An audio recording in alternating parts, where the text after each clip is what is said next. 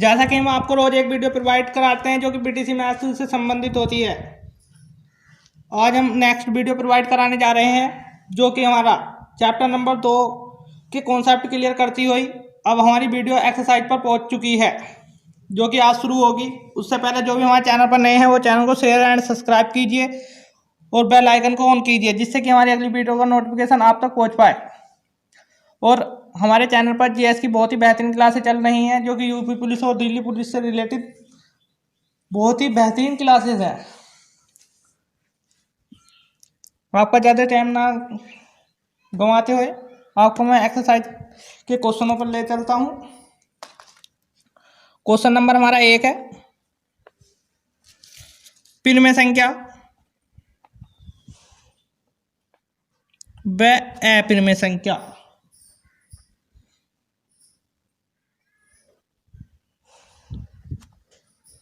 संख्या में अंतर। देखो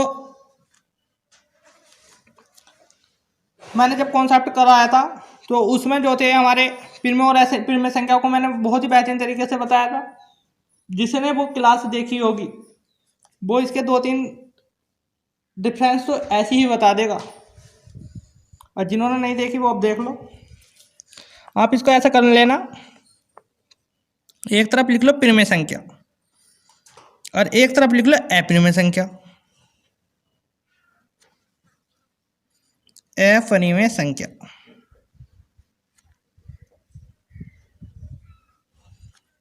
लिख लिया है हमने। उसके बाद आप यहां से एक टेबल बना लो। ये हो गई हमारी टेबल। तो उसमें क्या करना है, अब आपको यहां पर लिखना है। यहां पर लिखो, पहला पॉइंट क्या लिखोगे, जिन संख्याओं को पी वाई क्यू की फॉर्म में के रूप में लिखा जा सकता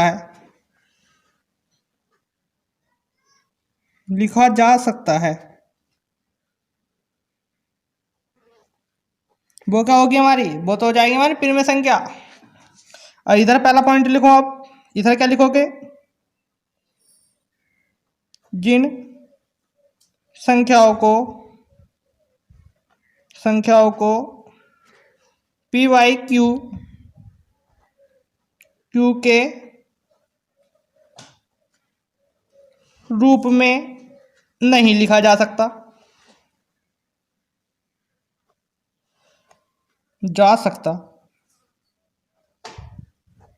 है। देखो एक पॉइंट तो हमारा डेफिनेशन से ही बन गया इसका। अब आप दूसरा पॉइंट लो। तो दूसरा पॉइंट में आप क्या लोगे,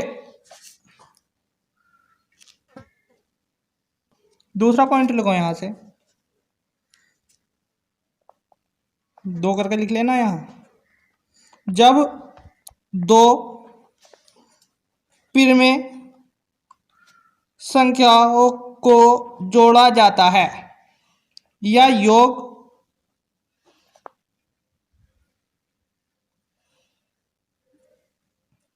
जोड़ा ही लिखो, जोड़ना अच्छा लगेगा। जोड़ा जाता है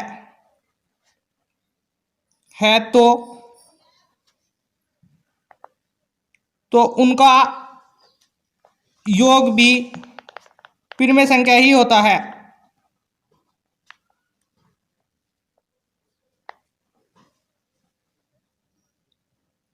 देखो दूसरा पॉइंट हमारा ये हो गया। इधर आप दूसरा पॉइंट लिखो। इधर क्या दूसरा पॉइंट होगा हमारा, जब अपिन संख्याओं को जोड़ा जाता है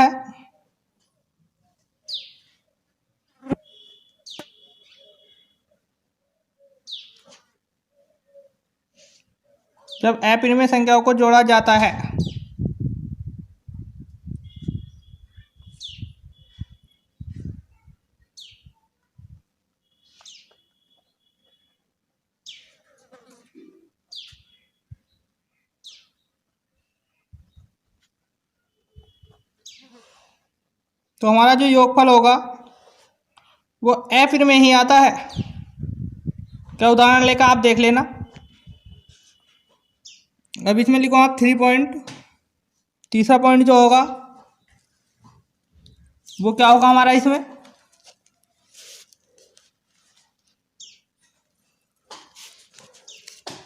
तीसरा पॉइंट हो जाएगा इसमें ये हमारा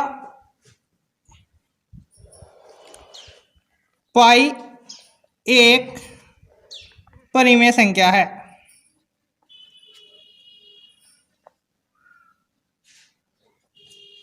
इसमें लिख लेना पाई एक अपरिमेय संख्या है।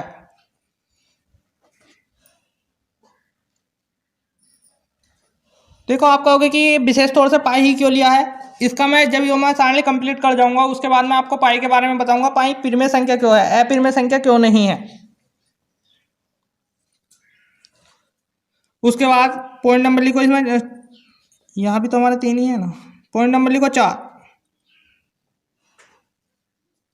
इसे क्यू से प्रदर्शित करते हैं।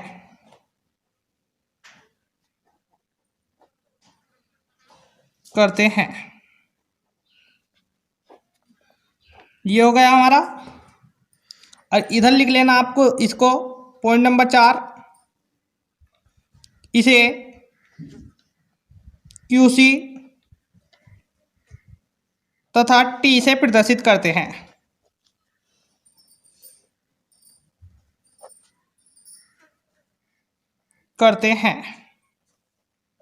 देखो 4 अंतर बहुत है, लिखने को तो हम और भी अंतर लिख सकते हैं मगर 4 अंतर बहुत काफ़ी है। ये हमारी सारणी कंप्लीट हो गई। आपसे अगर कोई इस बारे में पूछे कि परिमेय संख्या और अपरिमेय संख्या के बीच में अंतर क्या है तो आपको फट देनी है, बता देना है, चुप नहीं रहना बिल्कुल भी।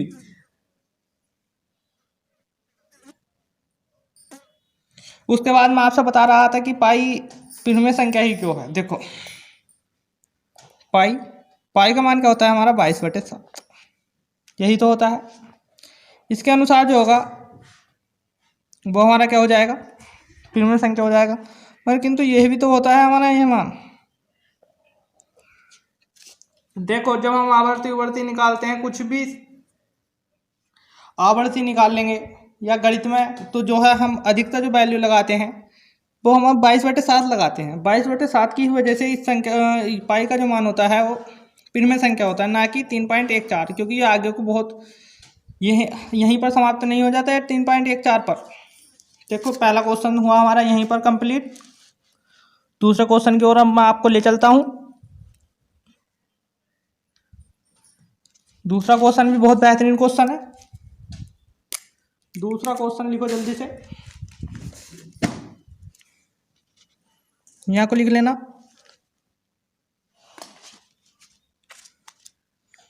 क्वेश्चन नंबर 2, क्वेश्चन नंबर 2 जो है वो हमारा है संख्या 75841 को विस्तृत रूप से स्थानीय मान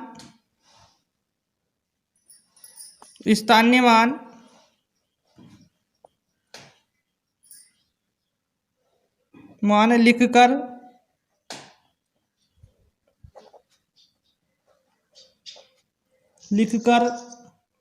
इसमें सम्मिलित सभी अंकों का स्थानीय मान ज्ञात करो। ठीक है, ये हमारा क्वेश्चन हो गया, जो कि क्वेश्चन नंबर हमारा 2 है। इसमें जो आ जाएगा अब हमारा क्या हो जाएगा, यहाँ से विस्तृत रूप से लिखना है। देखो सबका अलग अलग बताना है। 1 का निकालेंगे तो कितना हो जाएगा हमारा, 1 हो गया। उसके बाद जब 4 का निकालेंगे इकाई दाई, तो यहाँ से कितना हो जाएगा, देखो 40 हो गया। इसी प्रकार अब 8 का निकालो, इकाई दाई सैकड़ा, यानी कि सैकड़े में क्या करते हैं हम 100 से, तो यहाँ कितना आ गया हमारा 800। उसके बाद जब हम 75 का निकालेंगे, वो 75 11 सॉरी 5 का, तो 5 का कितना हो जाएगा यहाँ से इकाई, दहाई, सैकड़ा, हजार। हजार में क्या करेंगे हम, 1000 से गुणा कर देंगे तो यहाँ कितना जाएगा हमारा, 5000 आ गया। उसके बाद ये कितना आ गया हमारा, 7। जो 7 का स्थानीय मान निकालेंगे तो वो कितना जाता है हमारा, 10,000। तो यहाँ कितना हो जाएगा हमारा, 70,000। देखो ये तो हो गए इनके सभी संख्याओं के अलग अलग स्थानीय मान। उसके बाद जब हम इसको विस्तृत रूप से लिखेंगे तो इसको विस्तृत रूप से हम इस प्रकार लिखते हैं, देखो विस्तृत रूप। विस्तृत रूप जो होता है वो हमारा होता है 7 गुणा 10,000। नीचे से लिखना शुरू कर दो यार, ये उतारना है आपको बस। उसके बाद 5 गुणा 1000 प्लस 8 गुणा 100 प्लस 4 गुणा 10 प्लस 1, ये हो गया इसका विस्तृत रूप। ठीक है यार, ये क्वेश्चन भी हमारा यही कंप्लीट होता है। अगला नेक्स्ट क्वेश्चन पर चलते हैं जो कि क्वेश्चन नंबर 3। क्वेश्चन नंबर 3 लिखो। क्वेश्चन नंबर 3 है हमारा, संख्या रेखा पर -7 तथा +7 को निरूपित कीजिए।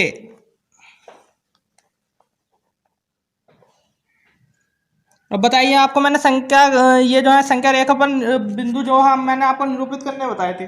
कैसे बताए थे, देखो पहला इस टाइप का होता था, हम एक सीधी रेखा खींचते थे जो कि हमने ये खींच ली।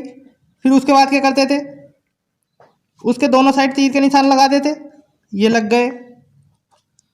उसके बाद उसमें कोई बिंदु ओ मानते थे, वो ये हो गया, जिसको हम कैसे वो करते थे, 0 से। जब हम इधर को चलते थे तो कहाँ से चलते थे, देखो बराबर बराबर दूरी पर वो लगा लो पॉइंट।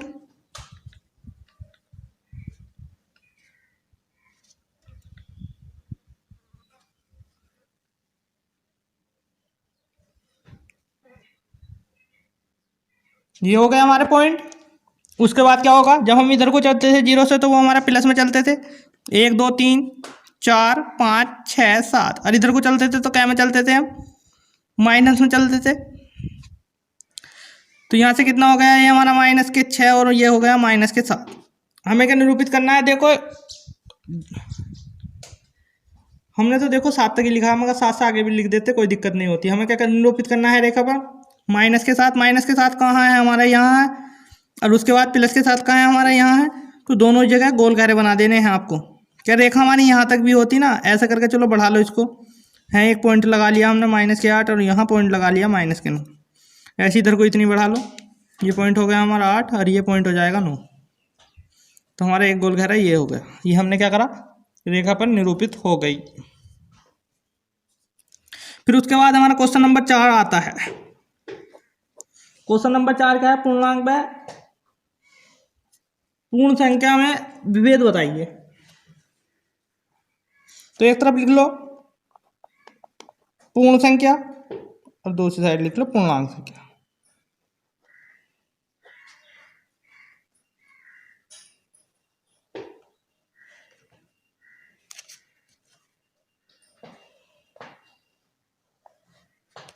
ये हो गया।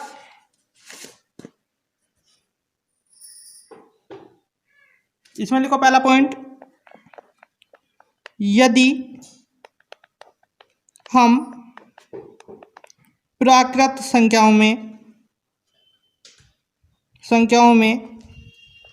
0 को सम्मिलित कर लेते हैं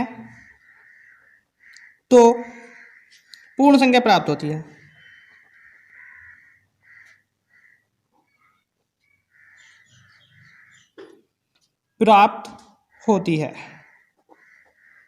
देखो पहला पॉइंट हो गया हमारा ये, इधर भी पहला पॉइंट लिखो।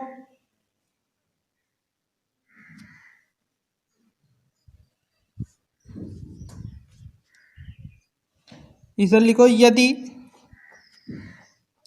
पूर्ण संख्या में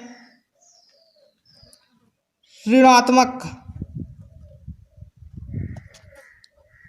मान को ले लेते हैं तो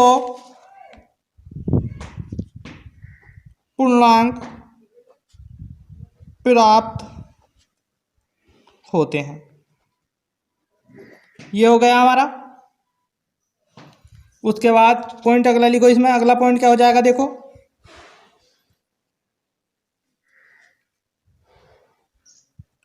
पूर्ण संख्याओं को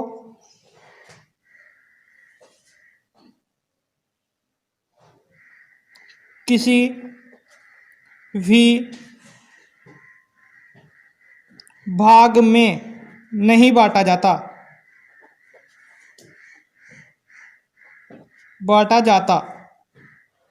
है। और इधर क्या होगा हमारा, यहां पर 2 लिखो पहले। पूर्णांक को हम 3 प्रकार में बांटते हैं। ये हो गया हमारा। इसमें तीसरा पॉइंट लिखो। देखो 4 पॉइंट ही बहुत है, 4 ही लिखवाऊंगा। तीसरा पॉइंट क्या हो जाएगा इसमें अब हमारा? तीसरा पॉइंट हो जाएगा, इसे W से प्रदर्शित करते हैं।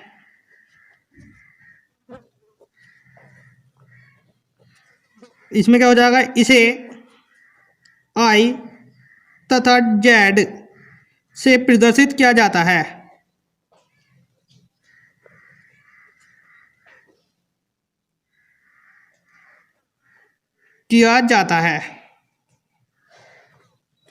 उसके बाद क्या हो जाएगा, अब हमारा आ जाओ चौथा पॉइंट।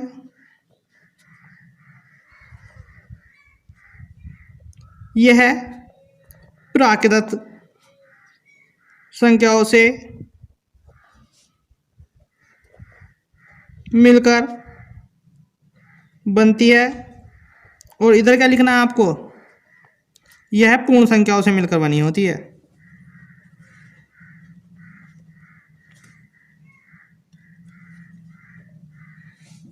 बनी होती है। ये हो गए इसके 4 पॉइंट।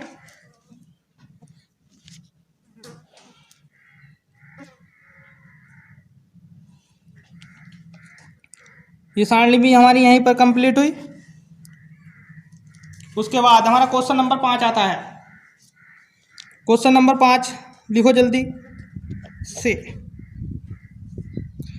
3/7 तथा 5/7 के बीच 5 पिन संख्या ज्ञात कीजिए।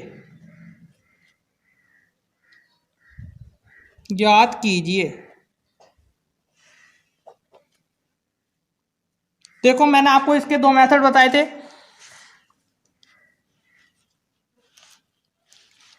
क्या आज भी आपको मुझे 2 ही मेथड बताने होंगे? चलो दोनों से बता दूंगा, या एक से दे दूँ। चलो इसमें देखो हमारा क्या है, दोनों ही जगह एलसीएम सेम है। तो क्या करो, जब एलसीएम सेम है ऊपर भी 5 से गुणा कर दो, नीचे नहीं 1 जोड़ना पड़ेगा ना। इसमें एन का मान कितना दे रखा है, हमें 5 दे रखा है। तो ये हमारा क्या होता है, n+1 से इस वाले में गुणा कर दो, n+1 से नीचे वाले। ऊपर नीचे दोनों साइड गुणा करेंगे, यहाँ कितना हो जाएगा हमारा 18/42। और यहाँ कितना हो गया हमारा 30/।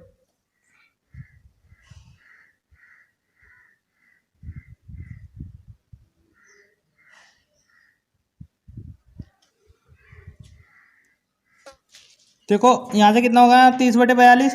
इनके बीच प्राकृतिक संख्या कितनी हो जाएगी, एक तो हो जाएगी देखो 19/42, 20/42, 21/42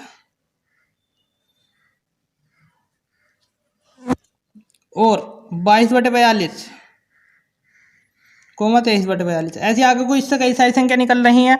मगर आपको मैं किताब वाला तरीका भी बता देता हूँ। जो देखो मैंने आपको दोनों तरीकों से बताया था। किताब वाला तरीका क्या था हमारा, जो इसके निकटवर्ती है, देखो निकटवर्ती इन दोनों का क्या करना है, आपको जोड़ का आधा करना है। जोड़ लो इन दोनों को, कितना हो जाएगा हमारा 8/7। इसका आधा करेंगे तो हमारा कितना हो गया यहाँ से 4/7। तो एक संख्या हमारी ये होगी, दूसरी ये होगी। अब इन दोनों को जोड़ो, 7/7 वो 3/7 प्लस 4/7, यहाँ से कितना हो गया हमारा 7/7, यानी कि 1/2 आ गया हमारा। 2/7 प्लस 1/2, यहाँ से कितना हो जाएगा हमारा 8 प्लस 7/14 बराबर कितना हो गया यहाँ से 15/28। देखो एक हमारी संख्या ये हो गई, एक हमारी यह हो गई, और एक जो हो गई वो हमारी ये हो गई, क्या हो गई 3। इसी प्रकार आप आगे को निकाल लेना। अगर जो आपसे नहीं निकले तो मैं इस क्वेश्चन को कल करा दूंगा दोबारा से। आज के लिए बस इतना ही। Okay, good bye.